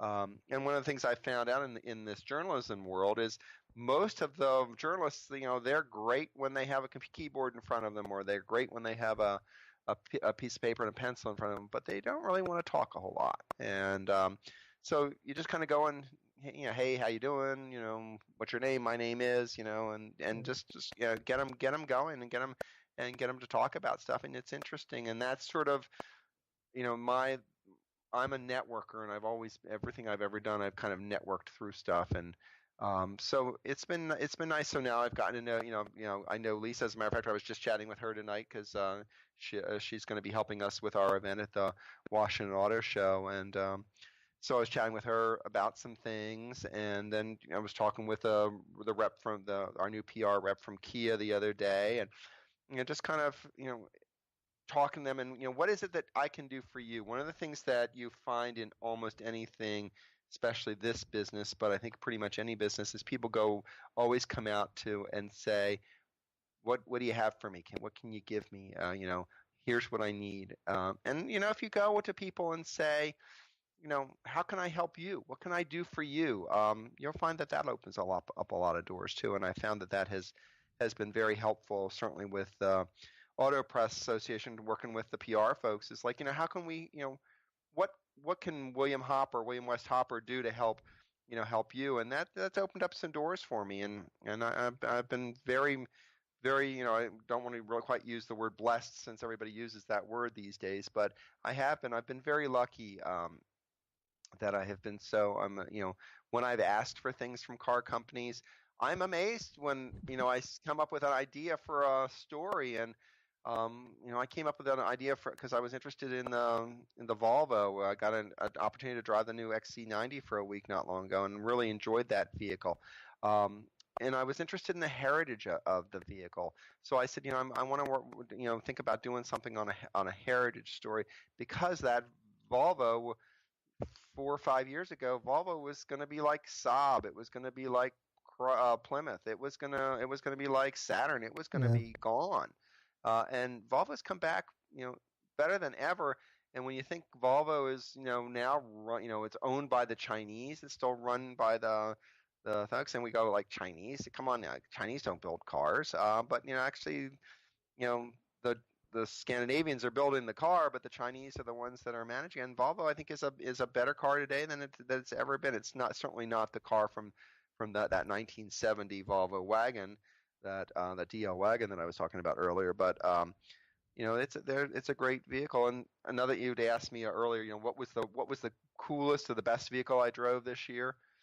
I think hands down was the Nissan Titan XD pickup. I had a Oh, grand old time in that. I drove that. I had a historic preservation class up in upstate New York, and then I got to go to Sharon Springs, where the Beekman Boys are, and American Hotel in Cooperstown, New York. And so I got to drive it all through up through that part of New York, and I got into some really, really horrible summer rainstorms coming down through the Poconos. That truck just cruised right along. Didn't Nothing bothered it. It was just fine. Yeah, it was a diesel, so it was kind of fun. Kind of fun to do that, and it had all all the kind of luxuries. It wasn't super fine luxury. It wasn't kind of like it very much like the F-150s, the F series from Ford. You can see that they've really pushed a lot of their American. They're really going for that American buyer with a lot of the details on it. The gear shift on the column, and some other little odds and ends of stuff that I noticed that was just so American. It's just like here's Nissan, a Japanese company, making an American pickup truck, and it was an American pickup truck. So mhm. I think Nissan knows us better than we know ourselves when it comes to that, because I feel like, I don't know, half their designs, like the Nissan Cross Cabriolet is a perfect example of this. Like, what do Americans like? They like SUVs. All right. What do rich American wives like? They like convertibles. And do they like the SUVs? I think so. Yeah. All right. We'll just mash those two things together, and they'll sell like hotcakes. And then you end up with the Nissan Murano Cross Cabriolet, which is an absolute abomination to look at. But I have seen. I don't well, know. we have to have something that follows in the world of the Aztec. We have to have something that follows in the world of the Pacer. I mean, if I think that we can go. It's not just the today that there's been strange cars. I think there's always been strange cars out there from every era. I think that would be kind of a thing we should just somehow put together a poster of the oddest cars from day one. Where on earth did these Yeah. automobile designers and engineers come up with and decide that somebody was going to buy this? What boggles my mind more than that, though, is like the Cross Cabriolet. Every person I've ever seen drive it has been the same person, which is the um, they have the look on their face of someone who just says "excuse you" way too much in their day to day life, and you know, way too done up. Like they have the kid in the back that they're not paying attention to. That seems to be every Cross Cabriolet driver I've ever seen driving Well, okay, around. so who do you think is driving the Evoque cabriolet, the Land Rover Evoque cabriolet? Because when I saw that this summer or this fall at the WAPA rally, I was like, did Land Rover and Nissan, were somebody sleeping together here? Because this thing looks awful lot alike. Yeah, I think the difference is the Evoque Cabriolet um, almost makes sense in terms of being like the Nissan Cross Cabriolet, like front wheel drive, like no real off road like credentials, and uh the one I've seen, which I got a chance to be up close to one for like a couple minutes because I'm like, this thing's so weird. You have to explain to me your car like crazy lady. Um, but there's like no trunk space. There's no like room in that thing. And at least the Evoque Cross Cabriolet, it kind of makes sense. It's off road capable. It seems to have a little bit more thought put into it. I still don't think. I think that one's trophy wife material, and I think Well, the I think it's trophy daughter. I um, think if you had a trophy wife, wouldn't you put him in a Range Rover Sport? y- mm, I think it depends. Is it the first trophy wife or the second trophy wife? I think that's really what it comes I down to. think that do you count trophy wives? Come on now. Mhm. Well, you have to I just replace I them every 10 years, right? That's Yeah, how it's that gonna, works? Yeah, yeah, well, just like you do your Land Rover. So there you go. And exactly. unfortunately, that there's some people out there that do that. So I personally, if I was going to do it, the Land Rover I'd like would be from like the '70s sometime, or even the '60s. Yeah. So I saw an old Land Rover pickup truck the other day. I was like, damn, I need to Oh. get out and take a photo of that and put it on Visit or something like that. So There's one crazy son of a bitch in DC who drives around an old rusted POS Land Rover. Like, I don't think that's ever had any body work done to it. I see it occasionally, and I'm like, you sir are my hero, because like no power brakes, no power steering, no power anything in that thing. Like, you can see it parked typically around Capitol Hill a lot.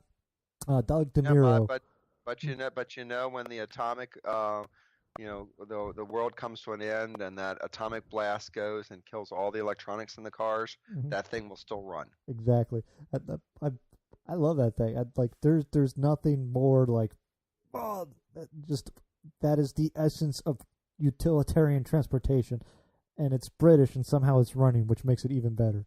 Um, No, well, actually, what it is, it's whoever keeps that thing running is the person that you wanna tip your hat to, because those things they're not always known for their reliability. That's for sure. that's very true. Well, since we're kind of on this topic here tangentially, then we'll go with. So you've reviewed let's say a few cars in your time. Um, do you have a favorite review you've ever done? You know, First of all, people ask me about, what is my favorite car? Well, basically, it's whatever car I'm driving today. Yeah. And honestly, that's what it. And favorite review, and there's one that I didn't put as a review. I have social media did it, but was the G-Wagon G63 AMG. I was up on a Mercedes-Benz drive this past spring up um, in Maine, and we got to go over to the O'Neill Rally School in in New Hampshire. I got to go with, I can't remember the guy's name, but he's I think Popular Mechanics. He's a big writer from that, and he said we were partnering together on that trip, and we were driving together, and we were just kind of chatting about different things, and he says, "Hey, what do you think that we could take it over? I could take it off road over to the rally school." And we were in the C coupe at that point in time, and I said, "Sure, why not?" It's just let them know that where we're going. Well, of course we did that, and the head of PR was with us from Mercedes-Benz. So of course he came driving along, and he was driving the G-Wagon, and then somewhere along the line, the G-Wagon keys ended up in my hand, and I ended up getting to drive this G-Wagon sort of off-road on these back roads of stuff. And it had very nice performance tires and all that type of stuff, which was not great for early spring driving in the mud and all that type of stuff. But it was for a car that was built in for the Shah of Iran in 1979 and still on the market today. And as they say, and they're pretty straightforward about it, the only reason that car is still on the market because we make a lot of money selling that car. Yeah. And it's still out there. But that was sort of a fun little, all of a sudden, you drive it. Really, I get to drive this, $150,000, performance off-road vehicle. After one of the O'Neill guys had just driven it off-road in the mud and all that, but he couldn't really do a whole lot because the side pipes on it wasn't climbing over all the rocks and things because it was going to damage the side pipes. So Yeah. So that's pretty awesome. The resounding question I've had to every person who's ever owned a G wagon or been in a G wagon, rather, do you think it's worth the price tag? The brand new price tag, is any car worth a brand new price tag? You roll off the dealership lot and depreciation immediately happens. So, Yeah. would I go and buy $155,000 for that? No, I'd buy a piece of property, buy a piece of real estate or something. But I wouldn't, mind buying an '85 diesel, gray market one.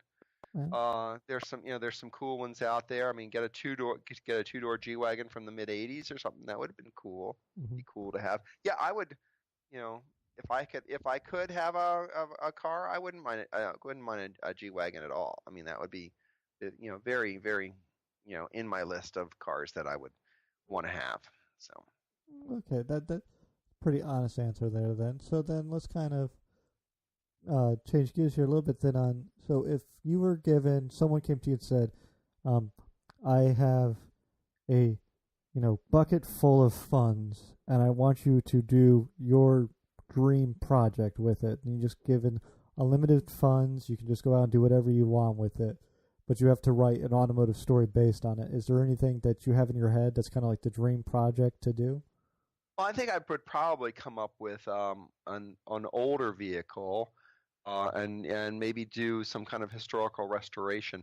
Last year, I was very lucky to be invited by Haggerty Insurance to be a part of their caravan to Amelia Island, and the caravan started on Cape Cod, and it stopped in Maryland, and then picked up a bunch of us in Virginia, and then every night it would stop, and we'd party with a bunch of at a car collector's collection, which was kind of fun. So we did that in the Carolinas, and then we did it back down in Georgia as well.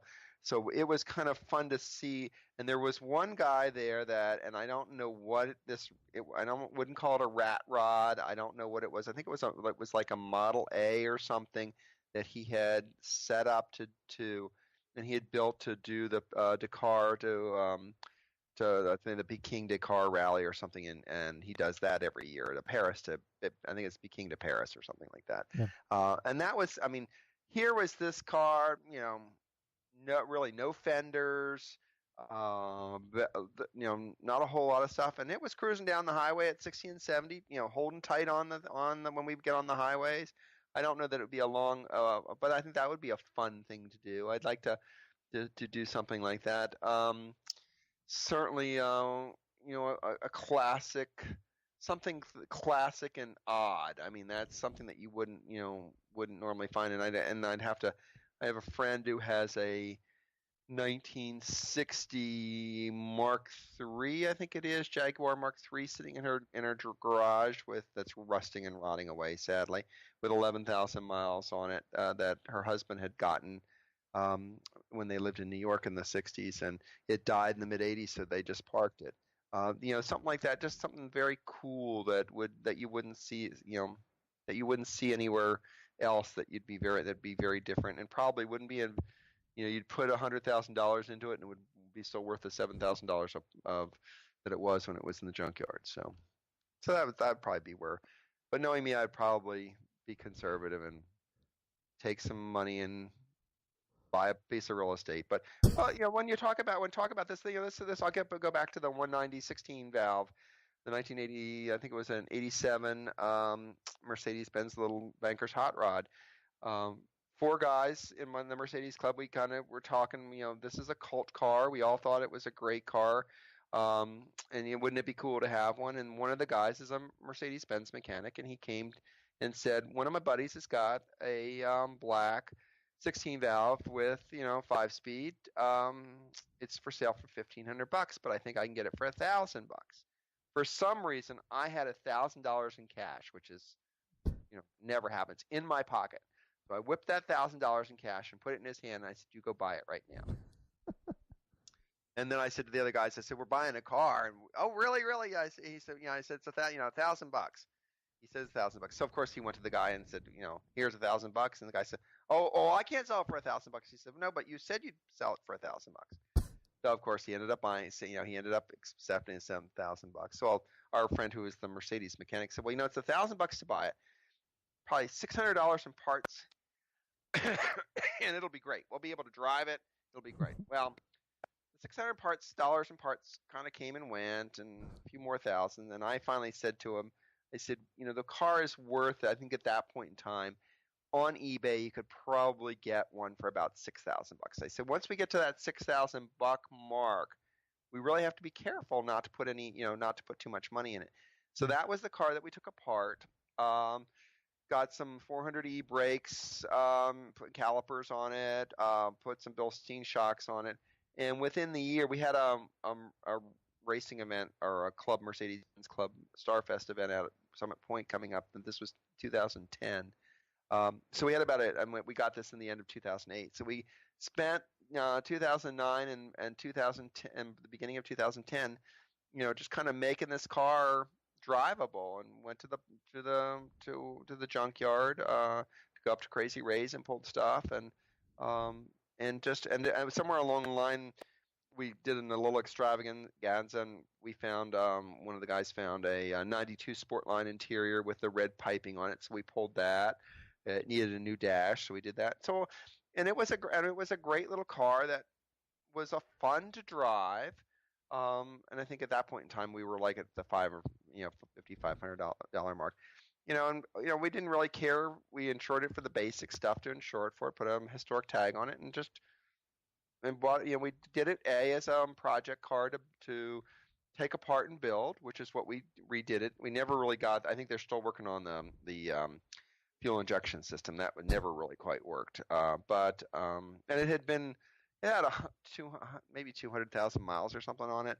And it had never been loved. I mean, maybe it loved in the first couple of years, but it had been toyed with and tinkered with. There wasn't anything on it that hadn't been molested.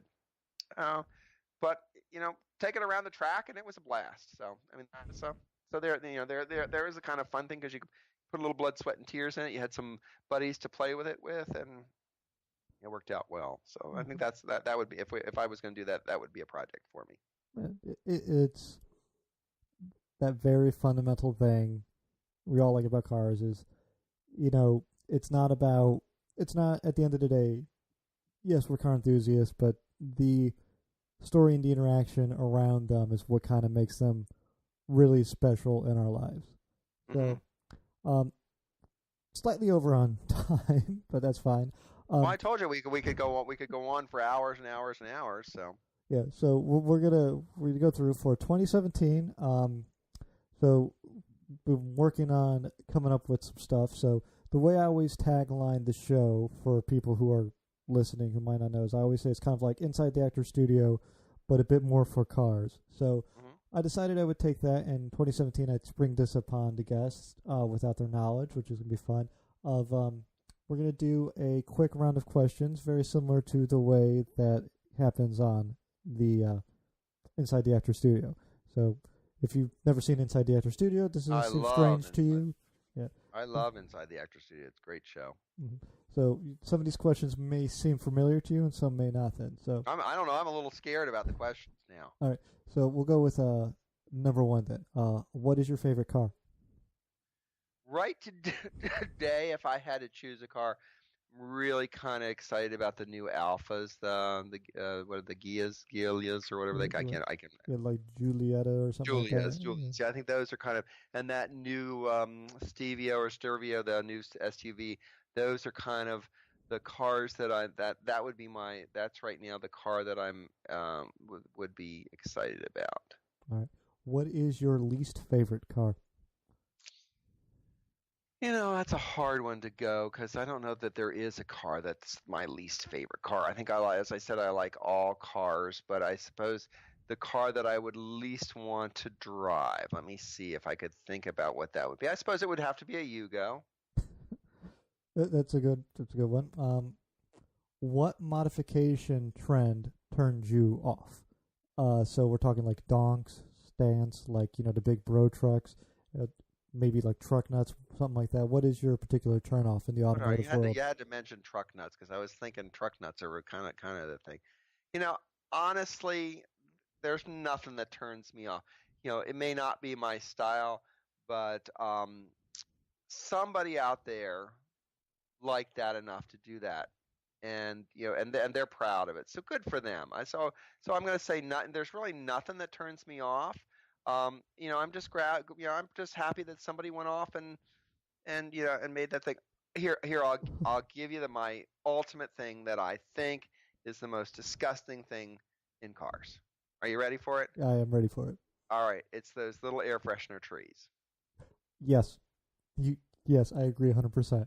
Okay, so I've got to pick something. That's what I'm going to pick. But if anybody wants to customize their car, good for them. Good for them that they took the time to think it out.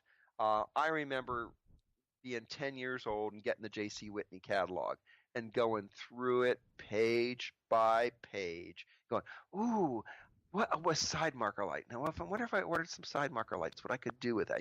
Trying to think what you could do with all the stuff that you could buy out of the J.C. Whitney catalog. I don't even know. Does the J.C. Whitney catalog even out there anymore? I feel like Probably I've is. seen it. Yeah. Yeah, but it's probably online. It's probably not it's like the Sears toy catalog when you were a kid. I mean, that was you just couldn't wait till November came and that catalog came, and the J.C. Whitney catalog was sort of that way for me for the summer. So It's on the kind of automotive thing. There is another podcast out there. I'm not sure if you've heard them. It's the Team Clearcoat guys, and they have a very wonderful episode about how we all need to be quote donk friendly. And kind of like, the way political trends and everything's are going, and why we need to kind of like round the wagons as like automotive enthusiasts and embrace the culture of each other's, subculture of this genre. That's like the only way we're going to survive. Which is very interesting. But that was like an hour and a half they went on about that. So we don't have the time to go through that here, but if anyone's listening and they have not heard that, go check that out. Let me see here. Well, I'll throw something in there. Anybody if you've got any of your Atlanta listeners in the Atlanta area in Georgia, definitely go out to Caffeine and Octane. That is probably one of the coolest cars and coffee kind of events out there. It's usually the first Sunday of the month, and just there is everything. Rows and rows of Mopar. Full parking lot full of the weirdest Volkswagens you've ever seen, and then there's a whole area that's roped off. So that that would be that little group of folks to get together and celebrate whatever cars are out there. So, all right, now the next question is getting back to the more pessimistic side of things. What is the car you dread being stuck behind at a red light? It's not stuck behind at a red light. It's stuck behind in the left lane going out on the highway. That's the car that you want to. And it's always some, like it's in like some old. What was it? Some guy, and they're always on a phone too. It was I'll tell you, it was the guy in the Chrysler 300 going out to Detroit.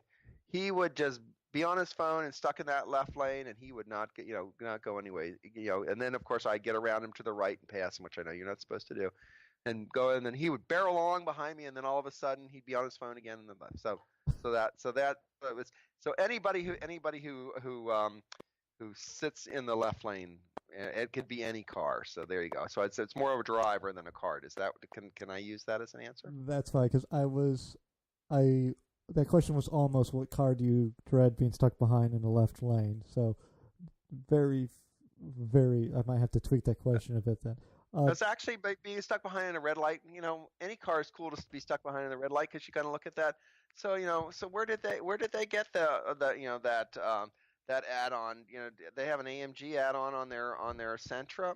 Interesting. eBay shopper. Yeah. Maybe this is the vanity me, but I tend to find myself looking at my car and other cars' reflections at red lights. Like, ooh, look at my car. It's so neat. Oh, it's not the prettiest car that I've ever seen. Yeah. Like, owned it for over a year and still in love. It's a strange thing for me in cars. Let's see here. What automotive sound or noise do you love? Oh, I love the sound of an AMG exhaust. That's a good one. A very particular German noise to AMG exhaust, which is it's the gurble or burble or whatever, kind of a garble or whatever. I don't even know what you want to call it, kind of stuff. And it's a sort of a bubbly in there and all that type of stuff. The one that I don't like is sort of that fake AMG 4. Well, I suppose it was the 450 one that they came out. The AMG light noises that I didn't particularly care for that. So. But a real AMG exhaust, I love that. Mm-hmm. Well, is that the automotive sound that you hate? Would be the four-banger AMGs? Or would it be something else? The automotive sound that always is like, it just sends it to me, is the people that have not changed their brake pads and you hear that scrape, and you're just driving along the road. You hear that that little scratch, and you go like, please stop, go and get some new brake pads, please. If the people in the building 2 blocks over know you need new brakes, it's time for new brakes. A quick aside on that, in DC a couple weeks ago, lady ran over a curb, damaged something underneath her car, so I stopped her, like waved her down, and went, "Hey, you ran over something. There's a piece of bodywork hanging." And she was like, "Oh, okay, thank you so much." Like da da da. I said, "You know you need new brakes. That's what that squeak means, right?" She went, "Oh, is that what that means?" Like, Yep, yeah, yeah, but just. and and if it was in DC, was she a DC plated car? Yep. Okay, well, because we don't have a safety inspection anymore, Oh, interesting. and we only have emission inspections, and that's and so I think that there's a lot of people who, they entrusted that safety inspection to tell them when their car needed service. Yeah, it's strange because last I knew you needed the inspection for a while. Yeah, but we got away from safety inspections. We still need every 2 years here in DC. We need to have our emissions inspections. And you in Maryland, I think you have emission inspection and a safety inspection. Is that correct, or is your safety inspection only when you sell your vehicles? The safety inspection is when you buy it. And Okay, then the emissions is every other year. But I came from Illinois, which is like, you going to do what now? Like buy a car? Yeah, we don't care. You end up dead in a ditch. You're on your own. So, yeah.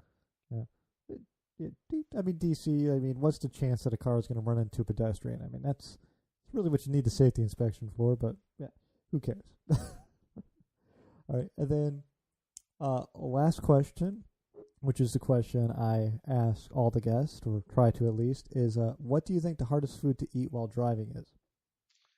Well, first of all, you shouldn't be, the German side, you shouldn't be driving. You should be driving your car. You shouldn't be eating in your car. If you want to eat, you stop at a restaurant.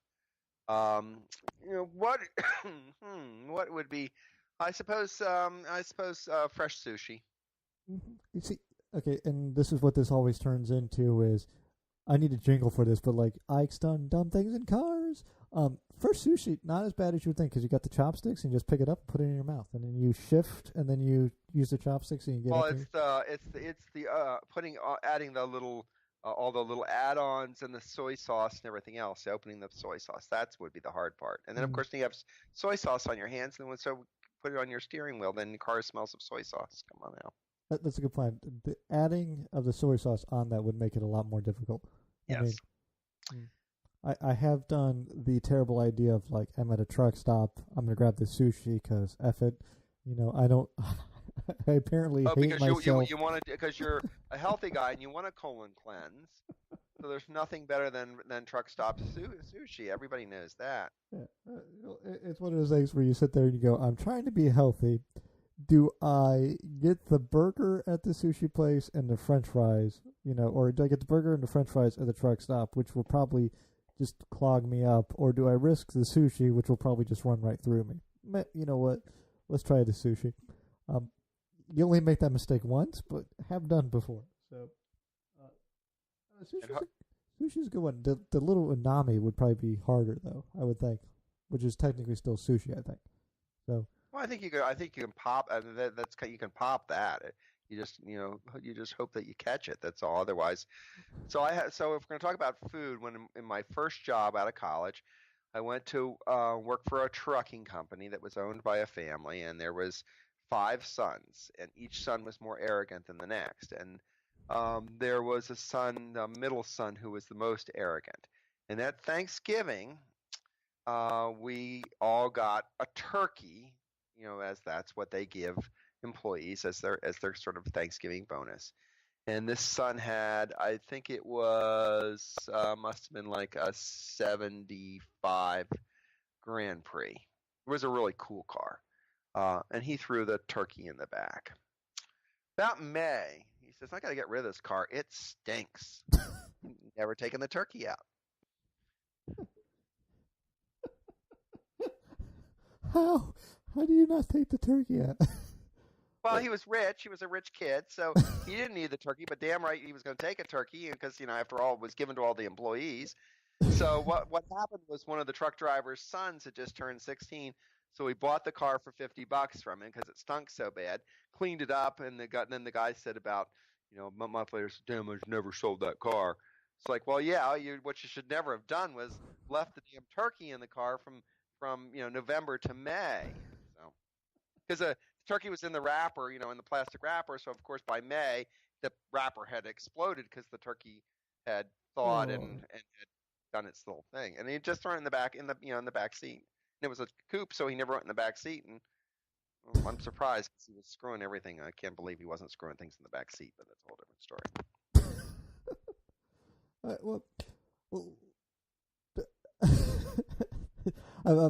I'm trying to wrap things up, and I'm trying to think of a good transition from exploding turkeys and screwing everything to back to the professional side of things. Yeah, well, it was a Mennonite company, so it was all okay. And he always had all the secretaries always just thought he was the greatest thing in the world. It's like, oh yeah, we know what you're looking at, honey.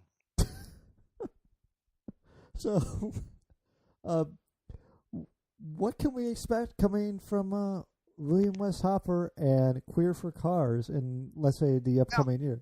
Well, one of the things that we started this little thing about this event at the auto show this year, and for the community, for the LGBTQ community, and that's something that I was surprised about, that there's not been a lot of personal one-on-one interaction with consumers in some ways, and I don't think it's just this minority group. And I'm sure it's other minority groups. But one of the things that when I was posing this program is, how do we get dealership employees connected to it so that people feel that there's a connection, a personal connection, not just this brand that I see that I'm buying, or not this dealership. There's a person that I'm buying a car from or I'm buying service from. So that's a project that I'm trying to figure out what is the next step on and how to take that to the next level. The event that we're doing this year I've already been asked by Food and Friends, and another friend is, would we take this event to make it a black tie fundraiser event next year at the auto show as a way to Philadelphia has the Philadelphia Auto Show starts at the same time as the Washington D.C. Auto Show, and next Friday, which is the 27th or something, they're having their black tie gala that opens up the Philadelphia auto show. And there's been a request from a number of my friends is, how do we get a black tie gala at the Washington Auto Show? How do we have something to celebrate the passion for automotive, and the business side of, and also and raise money for a good cause. So I think there's some things that are out there that I'm trying to figure out how to make that happen. From the journalistic side of it's been very hard as a man who is 59 years old, who I connect to all of the technology and I appreciate all the technology, but I'm just not up to speed the way the millennials are. I was traveling with the guys from to the Red Line, and your guys, the Right Foot Down guys too, recently, and just kind of watching and very impressed to see how people are using the technology today to get the word out about and get their own ideas out about stuff. And I'm trying to figure out, how do I do that, for my generation and for my community of stuff. So those are things that I'm going to be really looking. I want to expand my skills, certainly in the video world. Certainly, moving pictures are the way to go. Still pictures are sort of have gone passé now. So that kind of stuff, but still also, give an honest and fair opinion of vehicles, and keep it organic and keep it natural. So there's a lot of stuff. There's a lot of things moving around, and I'm just kind of waiting for some of the dust to settle. So what is 2017 going to bring for William West Hopper? I think a lot of great things. Well, I think that's a great way to go ahead and end this session. We definitely have to get you back on, because even though we're like double normal length of episode. I feel like we have just scratched the surface of your like great knowledge in this industry, and I'll probably talk to you all night. But well, what we should do the next time is we should come up with, we've got the Deutschmark coming up, which is an all German car show in Vienna, Virginia, usually the first Sunday in May. We've got other car events around that. We should get together and do something live, either live or tape it on, if we still use the word tape, in a place like that, and just sort of go wander around and have a running, conversation about what we see, because there's just so much out there. This is true. I like these ideas. We'll talk a little bit off air after this then. For everyone listening, it's Queer for Cars, and if they go to queerforcars.com, they can get a hold of it there. I should have this in my notes, and I don't know why I don't. Is that the best way to find it? Is it Queer for Cars? Yeah, queerforcars.com. It comes up. I still have it as it's under one of the WordPress programs right now, and I haven't moved it out to itself yet. But that's one of my next levels of technology. Remember, I'm still working. Where's that fax machine again? Do we still have a fax machine around here somewhere? Mm-hmm. With the thermal paper, by the way, if you're going to do a real fax machine. So I'm still trying to get that technology. So that's the best way to get it. And you can always www.hopper@gmail.com is a good way to reach me if you want to email me. So, absolute pleasure talking to you, sir. Everyone listening, hold on. I'll be right back with you to say good night. And William, just hold on 1 second, and we'll get off air as soon as I can figure out what a button is. So thanks again for being on the show. And well, thank you so much for having me. I really appreciate it. I've never had a period of time go by so quickly. So I appreciate it. All right, everyone listening, just hold on one moment. All right, everyone, thanks so much for listening. I appreciate you hanging out. I know this was a bit longer episode than normal, but I really enjoyed the conversation, and I hope you did too. Make sure if you like what you heard, you tell a friend, loved one, someone who you think might enjoy this. So you can find this on pretty much every major podcasting platform, iTunes, Stitcher. You can listen to us directly on the website at Podomatic. So you can follow me at Untitled Car Show on Twitter, on Instagram, on Facebook. You can follow Ryan West, our West Coast correspondent, at Ryanator122 on Twitter. Make sure if you have a question for a show, you get in touch with me. If you don't have any social media, you can reach out to me at untitledcarshow@rightfootdown.com. If you don't have any of that, then how are you listening to this? So thank you everyone so much for listening. Have a good night. Have a good evening. Wherever you are, whatever time it is there, thank you so much for listening. Be safe out there.